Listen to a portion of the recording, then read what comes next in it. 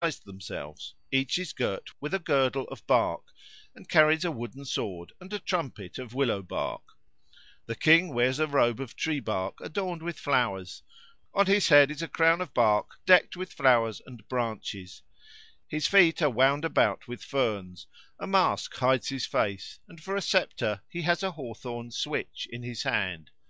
A lad leads him through the village by a rope fastened to his foot, while the rest dance about, blow their trumpets, and whistle. In every farmhouse the king is chased round the room, and one of the troop, amid much noise and outcry, strikes with his sword a blow on the king's robe of bark, till it rings again. Then a gratuity is demanded. The ceremony of decapitation, which is here somewhat slurred over, is carried out with a greater semblance of reality in other parts of Bohemia.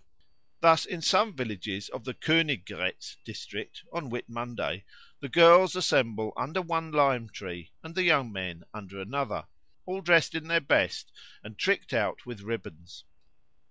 The young men twine a garland for the queen, and the girls another for the king.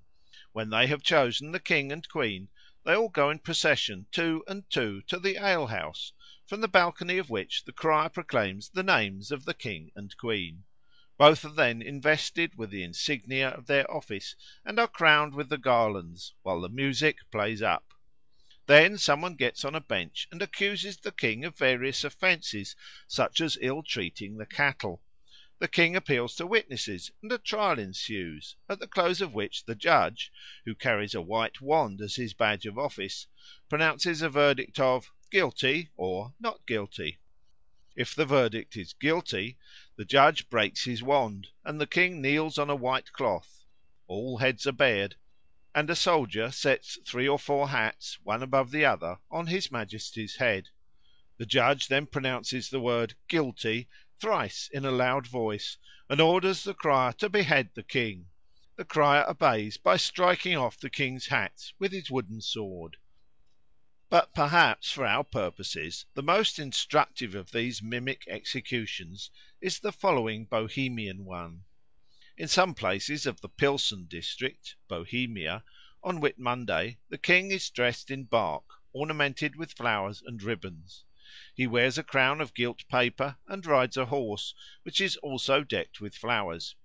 Attended by a judge, an executioner, and other characters, and followed by a train of soldiers, all mounted, he rides to the village square, where a hut or arbour of green boughs has been erected under the May trees, which are firs, freshly cut, peeled to the top, and dressed with flowers and ribbons.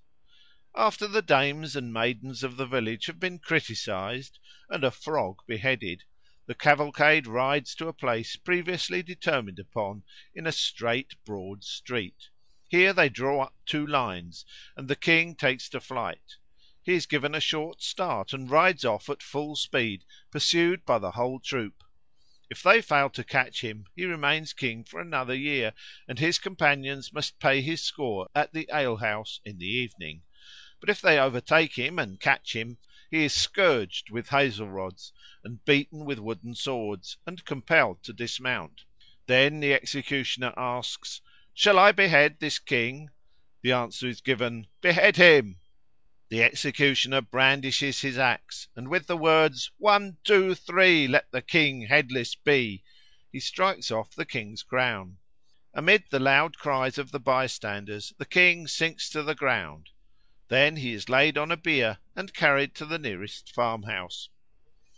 In most of the personages who are thus slain in mimicry it is impossible not to recognise representatives of the tree spirit or spirit of vegetation, as he is supposed to manifest himself in spring. The bark, leaves, and flowers in which the actors are dressed, and the season of the year at which they appear, show that they belong to the same class as the Grass King, King of the May, Jack in the Green, and other representatives of the vernal spirit of vegetation, which we examined in an earlier part of this work.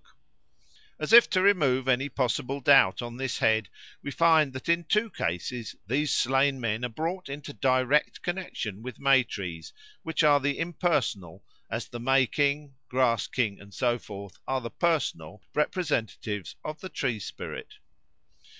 The drenching of the Pfingstel with water and his wading up to the middle into the brook are therefore, no doubt, rain charms like those which have been already described. But if these personages represent, as they certainly do, the spirit of vegetation in spring, the question arises, why kill them? What is the object of slaying the spirit of vegetation at any time, and above all in spring, when his services are most wanted? The only probable answer to this question seems to be given in the explanation already proposed of the custom of killing the divine king or priest. The divine life, incarnate in a material and mortal body, is liable to be tainted and corrupted by the weakness of the frail medium in which it is for a time enshrined; and if it is to be saved from the increasing enfeeblement which it must necessarily share with its human incarnation as he advances in years, it must be detached from him before, or at least as soon as, he exhibits signs of decay, in order to be transferred to a vigorous successor. This is done by killing the old representative of the god and conveying the divine spirit from him to a new incarnation. The killing of the god, that is, of his human incarnation, is therefore merely a necessary step to his revival or resurrection in a better form. Far from being an extinction of the divine spirit, it is only the beginning of a purer and stronger manifestation of it.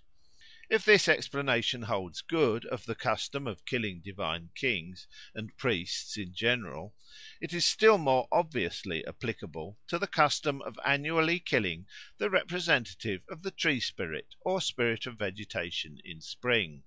For the decay of plant life in winter is readily interpreted by primitive man as an enfeeblement of the spirit of vegetation. The spirit has, he thinks, grown old and weak, and must therefore be renovated by being slain and brought to life in a younger and fresher form.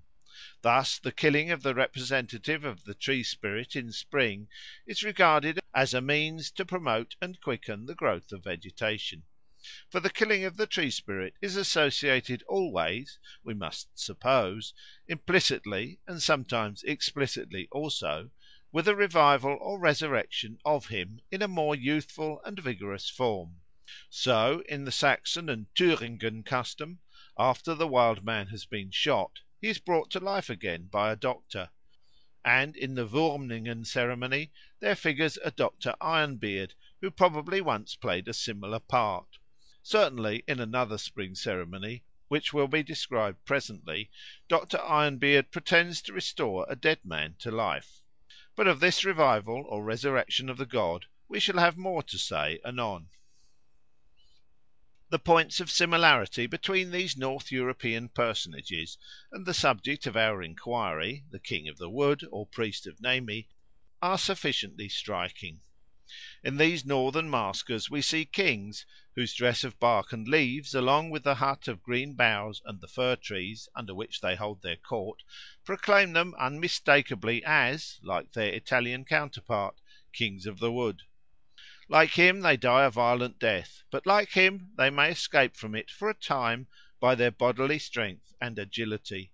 For in several of these northern customs the flight and pursuit of the king is a prominent part of the ceremony, and in one case at least, if the king can outrun his pursuers, he retains his life and his office for another year.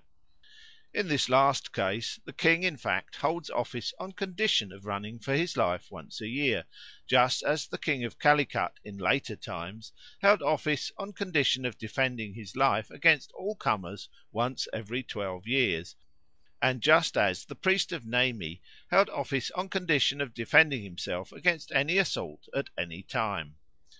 In every one of these instances the life of the god man is prolonged on condition of his showing, in a severe physical contest of fight or flight, that his bodily strength is not decayed, and that therefore the violent death, which sooner or later is inevitable, may for the present be postponed. With regard to flight, it is noticeable that flight figured conspicuously both in the legend and in the practice of the King of the Wood. He had to be a runaway slave in memory of the flight of Orestes, the traditional founder of the worship. Hence the Kings of the Wood are described by an ancient writer as "both